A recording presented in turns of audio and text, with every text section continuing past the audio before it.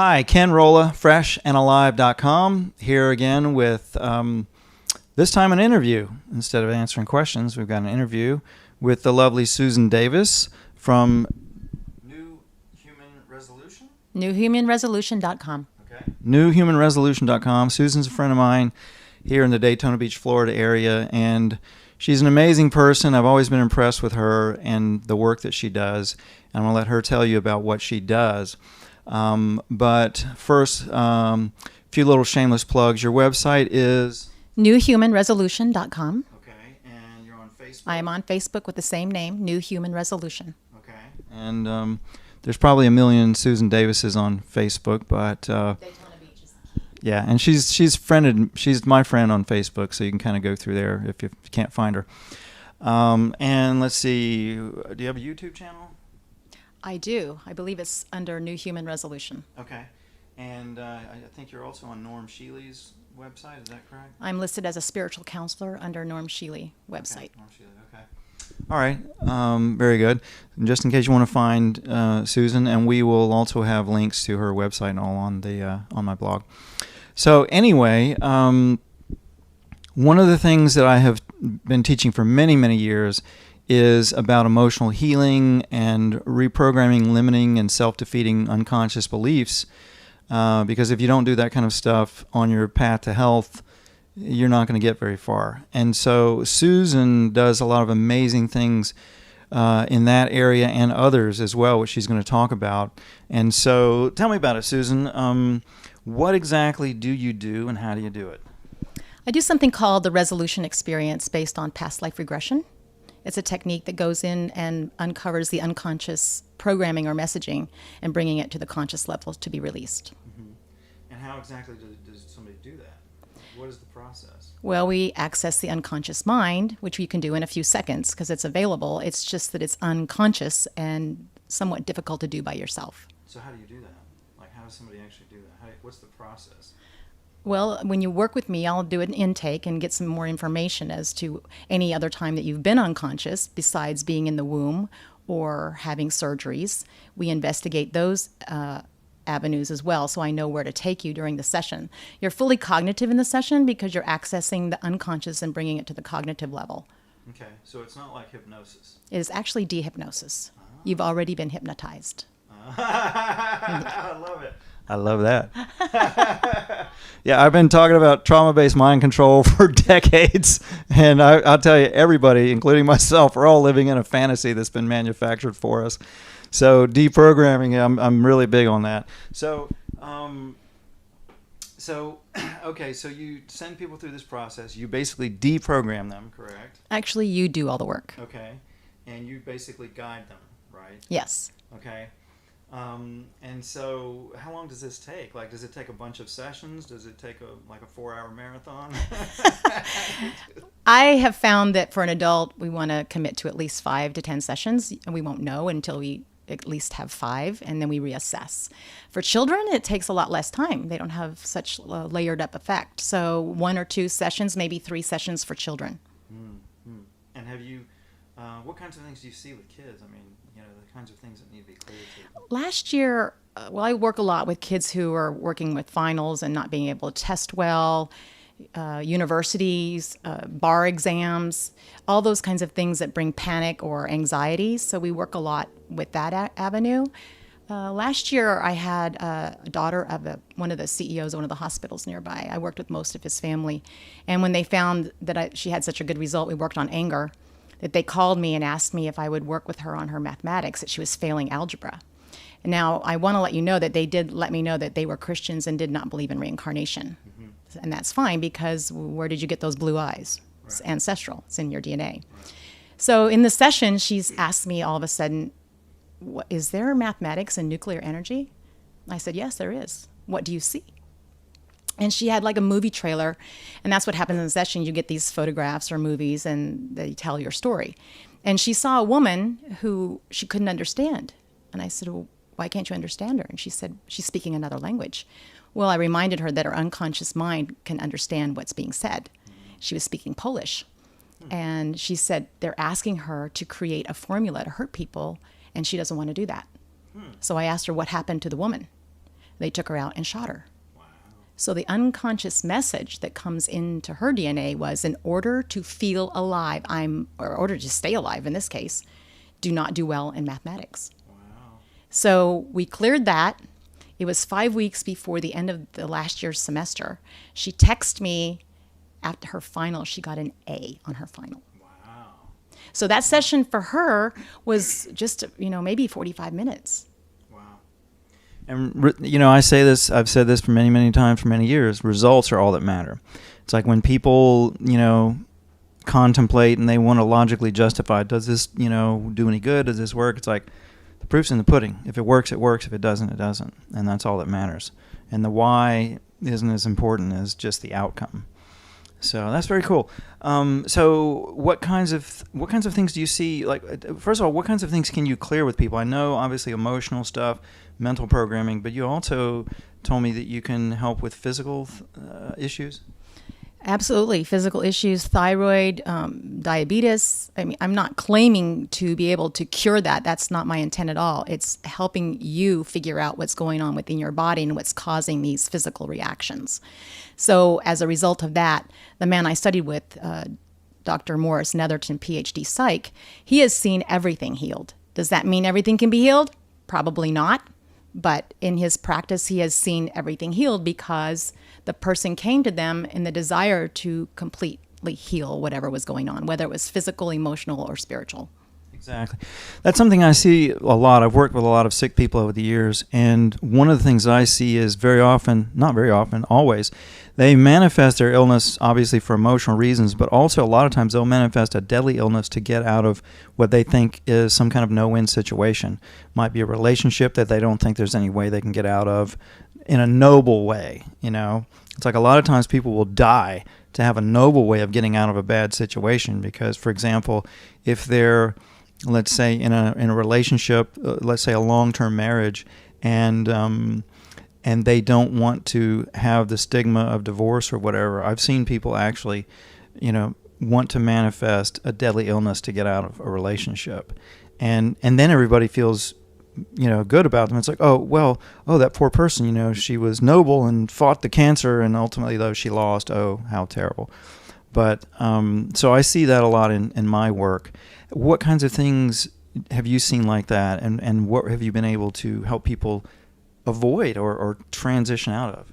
Well, I'd like to backtrack just a moment about what you said, because I practice as much as I can non-judgment, and I would be willing to guess that it might be a little bit more than what you assume is going on there because of the karmic contracts. Oh, yeah. So absolutely. I don't think there's a stamp for every single illness. It's only this way. I think it's very convoluted, and we have to go in there and research what that is at the unconscious level. Right. And I'm not saying that. I'm not saying that all cases are like this. I'm just saying I've seen this on quite a few occasions where people would manifest. There's always, everything is a karmic drama. Everything we manifest is a karmic drama. So, and for folks that don't know what the heck that means, what I'm talking about is basically that you come into this life and choose a certain path with certain probabilities, and you wind up manifesting things based on that and based on your beliefs and a whole slew of things. But when we're engaged with other people, we wind up we act out these dramas to have a learning experience and to have whatever kind of experience. And people will get in their mind sometimes that it needs to go down this path in order to resolve the way that they think they need to. But it doesn't necessarily have to be that way. It's, for example, like I've seen this on quite a few occasions where people think they have to manifest a disease in order to get a certain outcome, where that's just one path. It doesn't have to be that way. So anyway, sorry for interrupting, but share with us what kinds of things you've seen people go through and how you've been able to maybe shift the path. Well, I'm finding a direct correlation that suicide is a repetitive behavior pattern. It has been done before. Whether you recognize that consciously, it comes out in the session as an unconscious message. So does that mean you had a past life where you killed yourself? Possibly, likely. Or maybe some family member took their own life. So it's in your genetics.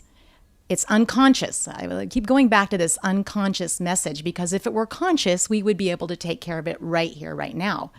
And while I would really love for everyone to be able to do this on their own, some people just need guidance. They need someone like me to help them discover this truth about themselves. Yeah, it's the old saying, you don't know what you don't know, and you don't know that you don't know it. Exactly. Right? Yeah. So you do need outside help. A little bit.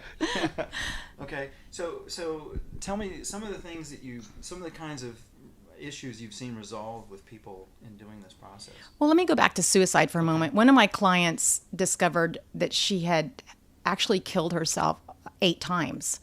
And when we got to that session on the 8th time, she just burst out in tears, and she understood now why she felt like killing herself when she was only 3 years old. Wow. So it was layered up. Mm-hmm. And so why did she come to you, and what was the outcome? She actually came to me about a relationship issue. And one thing led to another, because people come to me for an issue, and then we investigate and become more clear about who we really are and why these things are happening and what unconscious messages are being played that we either took on from our parents or from some other place. Interesting. Okay. And what are some of the kinds of things, physical, emotional, mental, what kinds of issues do people come to you with, and what kinds of things have you seen resolved? I've had veterans who come to me with PTSD and TBI. We've resolved severe migraine headaches. One of my clients was a veteran who had been out of the service for several years, and he had been suffering from migraine headaches for over 6 years. He had 23 blasts and 3 documented concussions. And so he regressed to multiple lifetimes of being a soldier and having multiple lifetimes of concussion. And after 2 sessions, his migraines were gone. And we continued to 5 or 6 sessions, and he was able to fully be functional again and went back to college, took his family, moved to another state, and enrolled in the university. So it was I don't know how long it will take, but if you have a desire to heal yourself, then you're manifesting the resources like one of these. You know, I many years ago, I realized through various kinds of techniques that I did that in my own life, there was let's say a cellular memory in the blood of trauma from multiple generations, particularly in the men's side of the family through war, not just war, but through war, and that this memory of trauma is passed from generation to generation through the blood. And I know you've had some realizations about it. Can you talk about that? Well, what I'm finding is, and what my professor taught me is that, well, I'll just give one example here. Alcoholism. He's found a classic case of alcoholism has maybe come from experiencing a death on the battlefield. And during that period of time on the battlefield, either slowly dying or dying quickly, there was the use of alcohol, either for numbing up or for surgery. So as the spirit leaves the body, the message is, in order to feel alive, I need alcohol. That is an unconscious message being played out, even though consciously you know it's ruining your career, your relationships, your health, but you have to have alcohol. Oh, I can see that. I've come from a long line of alcoholics, and I'm not an alcoholic myself, but I've known quite a few alcoholics very up close, and that's exactly it. That they are the most alive, or at least they think they're the most alive when they're drunk. That's when they kind of emotionally come alive. And so I totally get what you're saying. And so you see the same thing, though, through the bloodlines over multiple generations. This keeps recurring and recurring. How do we resolve that? Well, you do the resolution experience. Okay. Until you resolve it. The whole purpose is to have resolution. And have you have you had success with alcoholics? Yes. But does that mean you can go drink alcohol? I don't think so. It's not. What nutritional value does it have to our body? Well, that's like, my family line has a long history of alcoholism, and I find, it's like, when I was young, I was like in college, what I call a volumetric drinker, but I got over it. It's like I grew out of it, and I didn't have any desire to be drunk, and now I enjoy life so much that it's like I like being in 3D, so I don't want to blur that with alcohol. So that's kind of, how I've seen it, but I can see how people, like you were saying, they get this locked into their emotional body, and then they just get addicted over and over, and they just cycle. And it just amazes me that people don't stop at some point and go, hey, this isn't working. Maybe I should do something else. I don't think they know what else to do. They're taking antidepressants and sleeping pills, and they're totally numbed up. But what I also am finding a lot of times is this numbing feeling, or this fogginess, or not being clear, or not being able to make good decisions. A lot of that can be cleared up in 2 or 3 sessions just working through your birth. Now, understand that past life is anything before now. 5 days ago, 5 weeks ago, 5 years ago, 500 years ago, 5,000 years ago. So when you understand that, maybe you can meet me where you're at, and understanding that let's go investigate this. First, let's investigate it in your birth while you were in the womb, because when you're in the womb, you are being hypnotized. Our parents give us messages unknowingly. So perhaps maybe our parents were smoking or drinking during the time that we were in utero. That's continued out through our lifetime for some as fogginess, unable to be clear, numb, which affects relationships, all kinds of things. That reminds me of the work of Dr. Art Martin, who I worked with years ago.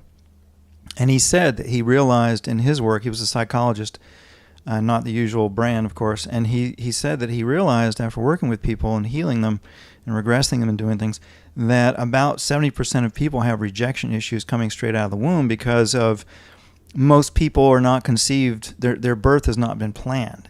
It happens, it just happens, and then the mother and father are like, oh crap, we're going to have a baby, what are we going to do at first? And that the child picks that up as soon as it's sentient in the womb, which is very early. And then it picks that up, and it feels rejection coming right out of the womb. And so that has to be resolved as well. Well, I'd also like to comment on cesarean birth, because in the last couple decades, there's been a lot more of cesarean births, either by personal request or because of an emergency, a true emergency. But what I am finding, I did work 3 years in suicide prevention, and that I'm finding a correlation with this cutting of coming out of the womb, being cut, is another one of those, in order to feel alive, I need to cut. Wow. And I'm not saying that's with everyone, but if you or you know someone who is cutting themselves, it may have been triggered through the cesarean birth. That makes sense. It makes absolute sense. So we can clear it. That's the good news. This can be cleared. Well, yeah, exactly. That's the thing I've been teaching for many years also, is that there's always a solution for everything. It's just finding it. And the moment you set your intention on finding it, you'll find it. Ultimately, you will find it. But most people don't even know there's a solution out there. Right. And that's the tragedy. Okay. So anything else you'd like to expand on? What do you want me to expand on? Well, I'd like to hear more of these war stories, of like things that people have been through that you've helped them resolve. That to me is always really interesting. Can you give us some more examples of some of the things you've seen people resolve? Well, I'm seeing a lot of people with relationship issues, and I'm finding them, well, they're all unique, and that's why it works. It's not a cookie cutter. But these relationships that are not working for a reason, because there's an unconscious message being played out that's attracting this kind of person to you, and you know that you don't really want to be attracted to that kind of person, but you are attracting it. For example, one of my clients during session found out that her mother was raped while she was in utero. Wow. And this person was attracting partners who were very much like raping her. And it was a repetitive behavior pattern of this rape. And then she was also raped at the university or other, but what I'm saying is it's frequency. So if like attracts like, what does that mean? If we don't know that we have that frequency, like you said, they don't know, then we have to start to look at, why am I attracting this kind of relationship based on frequency, and how can I change it? Very cool. And if somebody wanted to get a session with you, do you come to them? Do they come to you? How does it work? Most of my clients, about 98% of my clients, are over the phone or Skype. So you would just go to my website and send me a message that you're interested in scheduling an appointment. The first appointment is approximately 2 hours, and we work from there. Okay. And the website again? newhumanresolution.com. Okay, you heard it, folks. newhumanresolution.com, Susan Davis. check her out, friend her on Facebook. Susan, any final words? Just make some changes, decide. And as we move through this paradigm in a human body, remember, here's a few takeaways right now, that most of us are not drinking enough water, we are not taking in enough oxygen, and we're losing magnesium. So if you can remember that, to drink more water, to move your body, to breathe, and I will send you a free audio. Remind me when you send me an email that you would like to have that free audio on stress reduction strategies. These things, Epsom salt soaks, putting the magnesium back into our body transdermally, all of those things will help to de-stress our body. Absolutely. Okay. Well, thank you very much, Susan, and I really appreciate the information. Folks, get in touch with Susan. I know her. She's an amazing lady. She does amazing work. She's working on me, and boy, do I need it. So anyway, thanks very much, Susan, and we'll talk to you later. Thank you, Ken.